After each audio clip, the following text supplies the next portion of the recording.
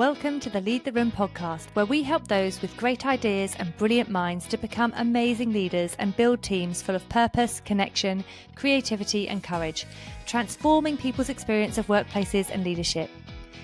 In 2018, we decided that the leadership playbook we saw around us wasn't working for the needs of our teams and our organisations, or frankly for us. So we ripped it up, built a new one, and watched the incredible impact that came from leading in a completely countercultural way. This journey transformed our experience of work, team culture, delivery, and felt so good to us. And our approach has served us and our teams in the good times and the tough times alike. So now we're here to share our stories and experiences with you all so you can become the leader you want to be. Build teams that deliver amazing things in amazing environments and inspire those around you to do the same. You and your leadership are what our workplace and people desperately need. We'll be laughing, crying, and learning together. So let's get started. Welcome back to the Lead the Room podcast. And before we dive into today's episode, we just wanted to take a moment and say, well done. You've been trying out some of the tips and advice and practical guidance that we've been giving out over the last few weeks. And that's really courageous, because already doing that, you're ripping up that leadership playbook, you're disrupting the system and the status quo that you're in, and you'll be getting some results. But what we imagine is that it hasn't been 100% plain sailing, has it? Because certainly that isn't the case for us when we started experimenting with these techniques. Because there's no role models around you that are really doing this, it can feel really vulnerable as a leader to actually be starting to do things in a new and different way. And you'll probably have had some people being like, well, what? Why are you doing that? Like giving you a bit of side eye and like, not sure. And that can undermine your confidence. So we wanted to start off by just saying, well done for being brave. Well done for having that courage, which is one of our core skills here at Lead the Room. And you know, one of the best pieces of advice that someone gave me ages ago when I started to experiment with this new way of leading was that often the feedback that you're doing a good job doesn't look or sound like the feedback that you'd expect. No one's coming up and saying, well done, amazing. So you really have to have that inner confidence, that community around you that are going to help keep you going, because you know in your heart that the things that you're doing, the actions that you've taken as a result of our podcast, as a result of some of our free guides that we've given you, are going to transform the team and help you be the leader and build the culture that you know is going to be transformative for your team. So keep going, but it won't all feel great and you won't get everything right. But the opportunity is that when things don't go amazing, it completely to plan, pick yourself back up, engage with our community. We've got you and we're here with you every step of the way. Absolutely. It's such an amazing and such an important reminder, Briony. So yeah, absolutely echo everything you just said. And it's very apt, isn't it, for the topic of today's episode, which we're speaking about psychological safety. So often, Briony and I hear from leaders that the team meetings that they have, whether that's kind of online or in person, it's just silence. You know, that moment when you're just asking any questions, like any thoughts, and there's just that, so silent. It's almost like somebody speak, someone say something. Or a group of that meeting where a group of colleagues on Zoom or whatever you're on, and everyone's got your cameras off, and as a leader, you're just staring at these blank screens, and that's just horrible. And you're thinking, well, why is no one offering any thoughts? Why is no one saying anything? Now, the fact that you as the leader are even recognizing that that's an issue, that there is silence, that there's no questions. First, that is a great thing that you've recognized that. People that see that there's silence in the room and do something about it. No, stop there. The fact that you're recognizing that this is an issue is firstly a really good thing. They see the silence as a problem and they do something about it. Like, that is brilliant. It's the leaders who see silence. They see, no questions at the end of the meeting. Okay, great. Okay, great. That's a sign of success. Like, that's a great meeting. There was no questions. I was obviously very clear on what I said. That is where the real issue lies, Briony, right? Exactly. But for those who are asking why is no one speaking? Why is no one saying anything? This is so important. Silent teams, or teams that are afraid to take risks, to try new things, are just a couple of signs that your team might be quite low on something called psychological safety. But before we continue, Bea, tell us what this is, because this is sounding dangerously like one of those leadership buzzwords that we don't do at Lead the Room and people want to switch off right now. But hang on in. Tell us what it is, Bea. I'm glad that you brought that up, because it does sound dangerously like a buzzword. And if I'm really honest, it's not a term that I really love, but there is a huge wealth of evidence that talks to psychological safety being really important for high performing teams, and it to being like a real thing. So we are going to use it, even though, like, you know, I'm not a massive fan of the term. But what it is this belief that one will not be punished or humiliated for speaking up with ideas, questions, concerns, or mistakes. And it was a concept that was created by Amy Edmondson. And you can watch her amazing TED Talk and hear all about it. And you've probably heard it before, but one thing that people quite often forget from her research is that psychological safety is one axis on the graph, and the other axis is accountability. So the two things cannot be decoupled from each other, because just with psychological safety, you've got that great environment where people do speak up, where they do challenge, where they feel comfortable, where they're happy to innovate and fail. That's great. But if you only have that, then what happens if your team are repeatedly failing? Like, because that's not acceptable, is it? What happens when your staff member feels so comfortable at challenging that it actually begins to feel a bit targeted and personal against you as a leader? Also not okay. But when you introduce the other axis of accountability, you're going to be able to balance that out and get to that high performing team, because you're going to have the two things: the place where people can share, feel safe to challenge, be innovative, but also the accountability that actually this all has to lead to somewhere, that we have a code of conduct and set of behaviors and values as a team that we all have to live up to. And so that when people are giving that challenge, they're doing it within the framework of accountability that you have as a team. So that's a bit about how those two things are really linked. But psychological safety is really important. And, a survey from McKinsey highlighted that only 26% of leaders create psychological safety for their teams. I mean, that is really staggering for me, because I mean, just as an extrovert, I can't bear being in those silent teams. But also, when you hear that stat, Lyndsey, I just think like there is so much untapped potential out there that leaders are missing out on by not prioritizing building this as a core part of their leadership toolset. Yeah. Untapped potential and risk, Briony, right? If you think about what people aren't sharing, what people aren't asking, the risk that you're carrying as a leader is huge if you have a team low on psychological safety. I think that is a really good point. And when I think about some of the teams that we've led in and some of those high stakes environments, if we hadn't had the psychological safety in the teams that we had, I can think of a few moments where people really bravely stood up and challenged something that dramatically impacted for the good the outcome of the operational work that we're doing. And if they hadn't felt safe to do that, the outcome would have been really bad. So your point on risk is really valid. But look, Lyndsey, tell us a story. Tell us about, bring this concept, this potential pseudo buzzword, bring it to life for us. Yeah. So, and also I think linked to risk on this as well, actually, linked to many things. So one of the things I think in terms of my approach as a leader and when having new ideas, I remember this situation where I'd been leading the team for some time and we were all quite connected. I would have probably said at the time we had decent levels of psychological safety. Looking back on it, like, did I audit us? Did we really? I don't know. However, I was definitely the leader that would go into the team meeting. The concept was kind of, we've got new ideas, and I'd be buzzing with my new idea. So you'd go in and you'd deliver as the leader. You'd say, I've come up with this idea. What does everyone think of it?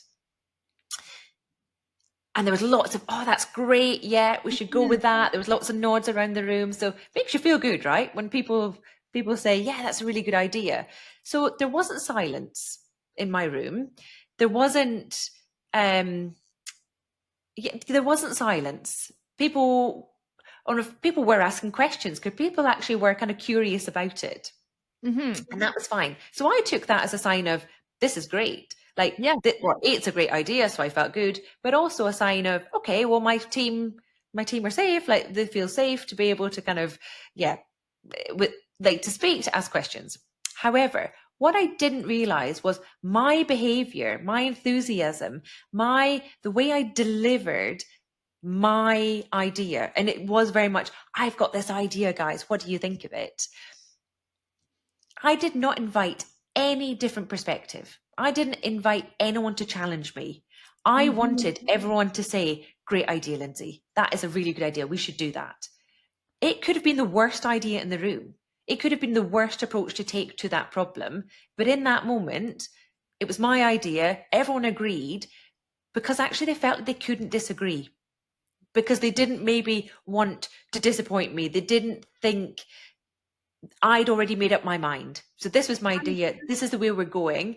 What's the point of sharing anything? Because she's not going to listen. And it's because you're the leaders, right? So that kind of dominance hierarchy stuff like comes into play. Like, I don't want to challenge. Yeah, you've got the power. They don't want to challenge the leader. Yeah. And this really resonates with me because, you know, Lyndsey, we're both very creative people, aren't we? And so we are quite often like simmering with ideas, you know, and let's also back ourselves. Like we have a lot of good ideas. Yeah. I also not always the best. But not always the best, Lyndsey. I can think of several occasions where my great idea has not been so great. And I wish my team had felt safe enough to tell me earlier or point out the flaw earlier. It really resonates with me, this idea, because when I notice that when I go first, it doesn't create the environment for other people to bring their best creativity to. And so what I've learned to do is I find it really hard. Being real, I do find it hard to just, like, I've got my ideas and I've written them down. I'm not going to forget them, but just zip it, Briony, and ask other people to go first. Yeah. And it's so, so important. I had always equated a team that was low in psychological safety was a quite unhappy team. They had a leader who was probably didn't really notice things, wasn't very happy. So I couldn't understand to begin with, like, this is, everyone agreed with my idea. I don't see the problem. And then it wasn't until I really kind of started leading in this way and thought, that was wrong. I did that wrong. I need to kind of check myself. I did not create an environment. I didn't ask the right questions. I didn't set up the meeting the right way. Yeah. I shouldn't have gone first. Just because I'm the leader, my idea was no more valid or worthy of the airspace in that time than anyone else's. But in that moment, all I cared about was my idea. So it really, really kind of sings to me that was a happy kind of positive meeting, but there was no safety. There was no psychological safety in that meeting. So it doesn't have to be, it's not all about like that picture of like it being like a really horrible, intimidating, silent meeting. Because there was loads of chat. There was loads of chat in that meeting. Doesn't mean it was safe. So that was kind of my own kind of me as the leader. I then had this leader who was a classic. Before, his brain worked a lot quicker than mine did. And before he'd finished his sentence and my brain is still processing the information. Yeah. He'd already said, okay, any questions? Any questions? In a really quick manner. I'm still processing what he's trying to say. He's asked me if I've got any questions. I cannot even think, let alone get any words out my mouth. Not only has he said, have you got any questions? He's stood up from his desk or from the meeting to leave the meeting as if to say, there's no questions. And he's like halfway out the door, being like, no questions, great. And he was a no questions, great person. So he saw the fact I didn't have any questions as a sign of success. Well, but also, he's not even, he doesn't mean that question. Like, if he's saying it as he's leaving the meeting, like, he's not actually inviting any reflection or criticism or challenge, because he's out of that door. So you're speaking into an empty room at this point, Lyndsey. I'm still kind of the end of his first sentence. Like, I don't know, what was that meeting even about? And now he's like he is halfway out the door. It's almost like he was scared that I was going to ask a question. So just remove yourself from the situation. And then I'm left, just sat there in this meeting room on my own going, what just happened? And at that point, you're so like, I just thought, I just, what's the point? So I didn't feel, I just felt that was such an empty question. Like, he didn't want an answer. He didn't, for him, it was all right, at the end of a meeting, at the end of a presentation, like, ask if there's any questions, invite any questions. But if no one answers in 2 seconds, leave. Like, no, give us some time to ask a question. So that was a really like, oh, this is, so I just thought, what is the point of even asking a question or sharing an idea? He does not want to listen to this at all. And that was a very kind of physical kind of reaction to someone that was just like, but he thought it was a real sign of success. So if you asked him, how are your teams? Do they feel safe? He would have been scoring absolutely yes, yes, yes. That is so interesting, isn't it? And I think there's also something quite human about, in some ways, about his reaction, you know, because I can just recognize in myself, like, I'm presenting a new idea, a new way of doing things. It is quite vulnerable for me to be doing that. That's how I feel. Yeah. And so when I ask, are there any questions? Like, I want to hear, but as the leader, I also don't, like, because it's going to be exposing, and I'm going to feel like, they think the idea is rubbish. It's going to hit up against some of my own personal stuff that we all have, right? If people do say, do have some challenge. Yeah. And it's also, I just find it so orcs, when you say any questions and then you're sitting there and I hate silence. So it's also a really bad question. It's a really bad question, isn't it? Yeah. Are there any questions? Well, but just sitting there in the silence, waiting for someone to actually, like you said, Lyndsey, to finish processing, to think, reflect, and then ask a question, that can take a couple of minutes. And I just couldn't bear sitting there in the silence. And so I've really tried to have to challenge and train myself to work on that internal narrative around, like, the challenge isn't about you, it's the idea. And it's helping make the idea better. But then also just learning techniques to sit there in the silence when I've presented an idea so that people can process. And I'll sort of say, like, okay, I'm going to ask if you've got any questions, but you're probably still thinking through what I've told you. So it's just going to be silent for a couple of minutes and then just welcome your questions. And that helps me just be more comfortable and everyone feel like, okay, it's going to be okay if it's silent for a bit, but we're still going to sit there because then questions will emerge. Yeah. I think acknowledging that silence is such an important thing, isn't it? Yeah. Otherwise, everyone's thinking, how long is she going to let this go on for? How long are we going to be sat here? This is weird. And it's like, everyone's looking at each other going, you ask a question, you ask a question. No one's asking. Okay. It's such a good thing to do, just to, like you say, and there'll be a lot of people that will not ask a question in that moment, right? Yeah. That they will want to go and reflect. Definitely.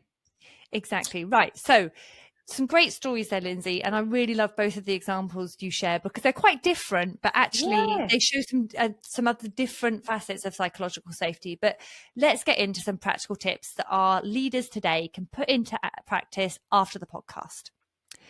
So the first tip we've got for you is to do a psychological safety audit in your team. Now, if you want the full guide and the full framework for doing that, if you rate and review our podcast, because we will be so grateful that you have done that, and as a genuine thank you, we're going to send you our 90-day leadership refresh guide, which, in addition to all of the framework for doing a psychological safety audit in your team, has got tons of other really practical advice and guidance that is going to help you as a leader. So if you want that, rate and review the podcast, screenshot your review and send it to hello@leadtheroom.co.uk and we will send you that guide. But if you want to get started now, straight away, this looks like you intentionally as a leader going through your week, noting the times that your team brings a new idea, challenges some of the status quo, reflects on what might not be working, shares something that isn't working that they've tried, shares a failure. Or an alternate opinion, or even just ask a question. So you're going to look through each meeting that you go to, each interaction that you have, just really intentionally look for some of those behaviors that show that psychological safety exists. Yeah. And it's such an easy one. Just keep a tally in your notebook, right? It doesn't take long at all, but it's so important.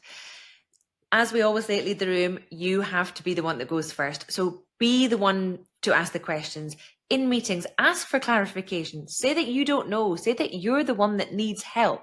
And by doing this, by modeling that behavior as the leader, what that does is sends a signal to your team to say, look, I'm giving you permission to say, hey, it's okay to say you need help because look, I do it and I'm the leader. It's okay to say, oh, I actually made a mistake, or I've done this wrong, or I failed at something. Like, you have to be the one that does that. And you're deliberately creating a space for people to ask and to share, to look at your meetings and ask yourself, actually, have I factored in enough time? Well, like my old boss had definitely not factored enough time. So throughout the meetings, like, don't just do that awkward at the end. Any questions? Like, perhaps there's actually moments throughout the meeting that best serve for, okay, we've just gone through that first thing. Have we got any questions, reflections? How do you feel about that? Be a bit more specific with your questions. Are you offering without being asked? So often I think we say we expect as leaders, oh, people come and ask if they want help. People come and ask if they need something. No, be generous. Again, a core value of ours at Lead the Room, be generous. Just offer the help before having to be asked. Yeah, I think that.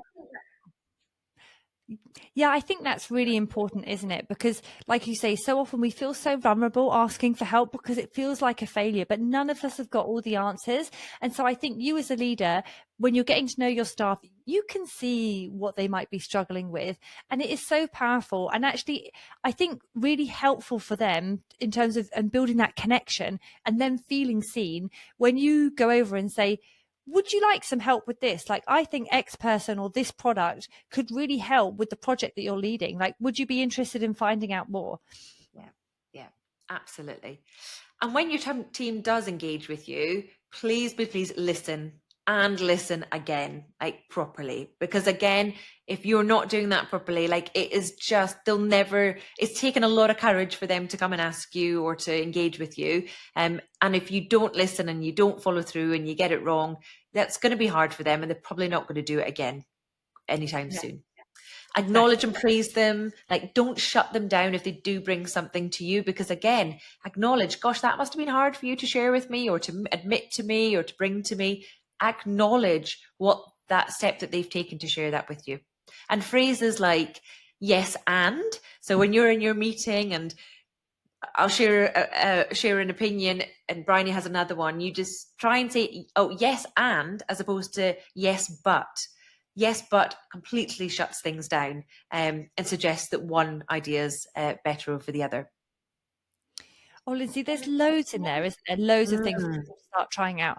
And then the final one is, and I think this is maybe the most important one, is like never assuming that psychological safety exists. And that comes back to the story that you were sharing earlier, isn't it? Where when you looked on the outside of that team, you know, everyone's getting on, it's all fine, like people are enthusiastic and positive. But when you step back now and reflect on it, you're like, actually, maybe there wasn't a lot of psychological safety because we weren't as creative as we could have been. They just said yes to me.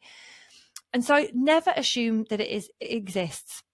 You really take time to identify with the audit that we've just talked about when and where your team are exhibiting behaviors that demonstrate that there is psychological safety. So you don't even really need to talk about it as a thing. And, you know, like I said, it's not a term I'm massively fond of, but there are a lot of behavioral indicators about where psychological safety exists and where it doesn't, like the things in the audit.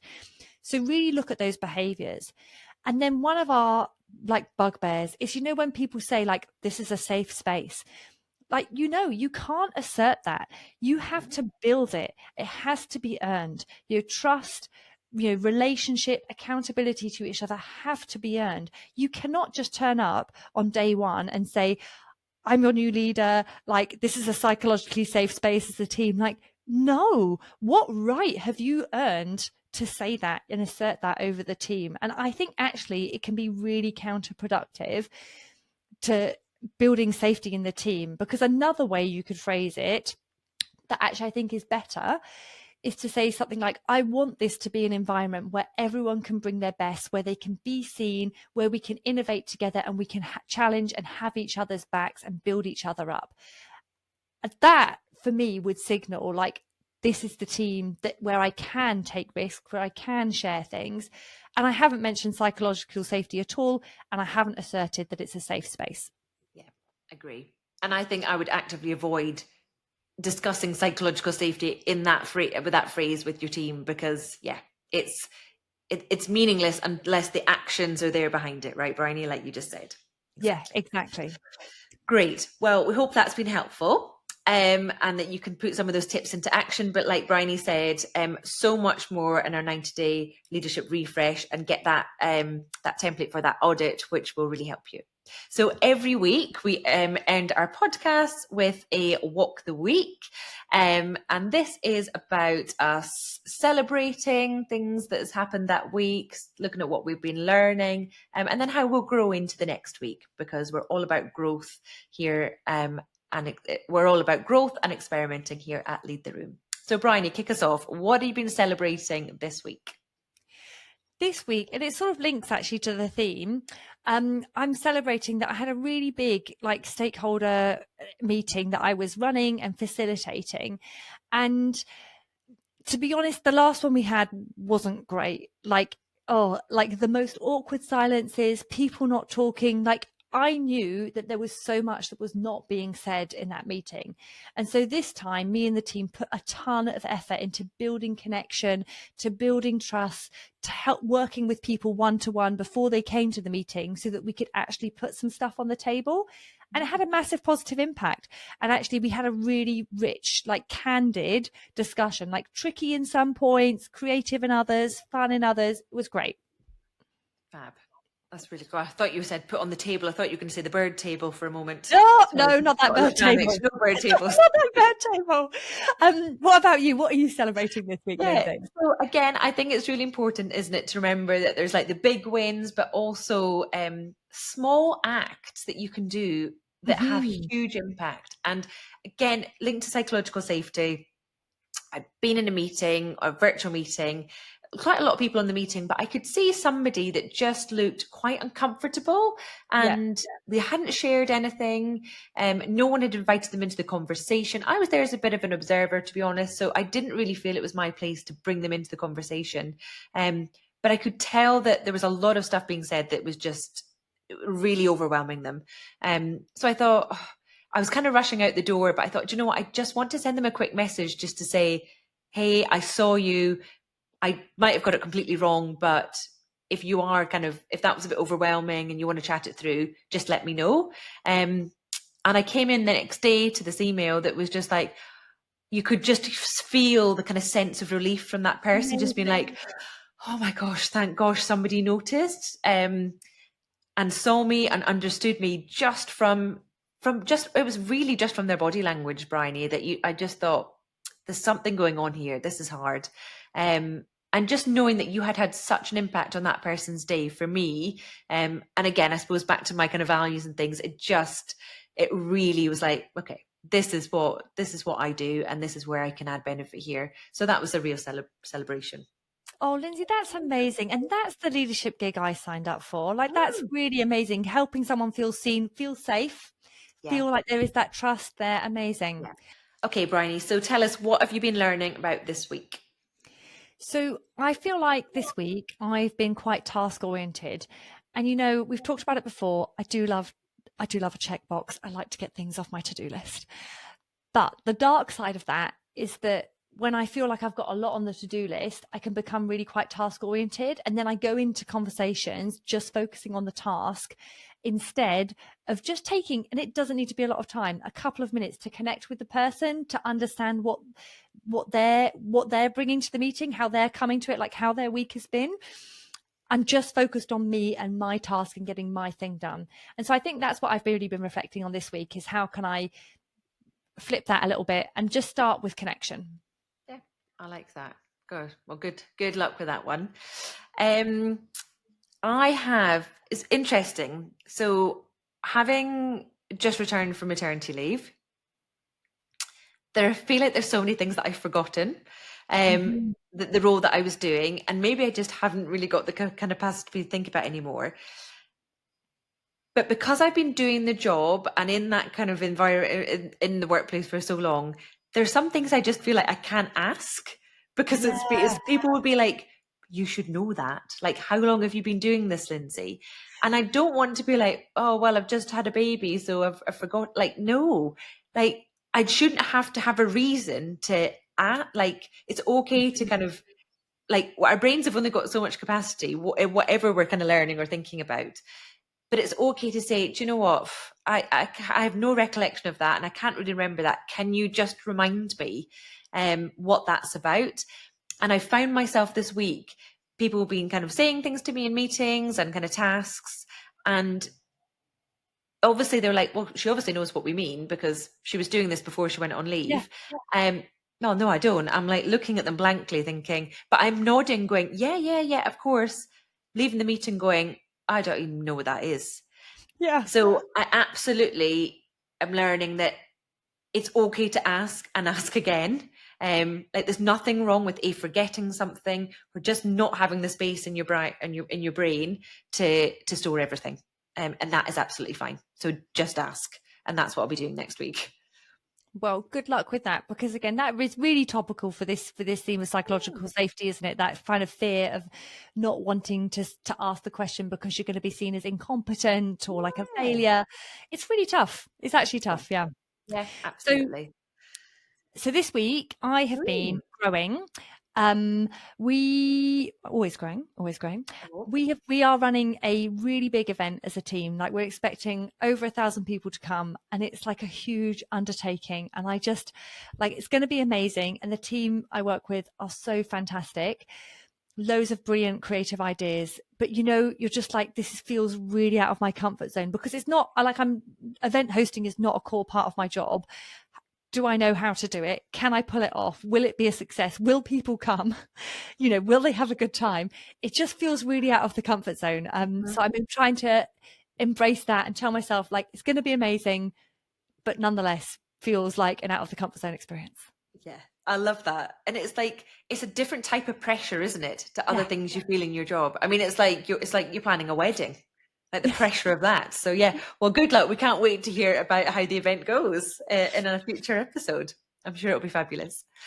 So mine is a lot more kind of specific. One of the things that I think I'm guilty of at work is particularly like receiving an email and then responding to that email, right? Without actually taking the time and thinking, should that response be an email? Or should it be something else, right?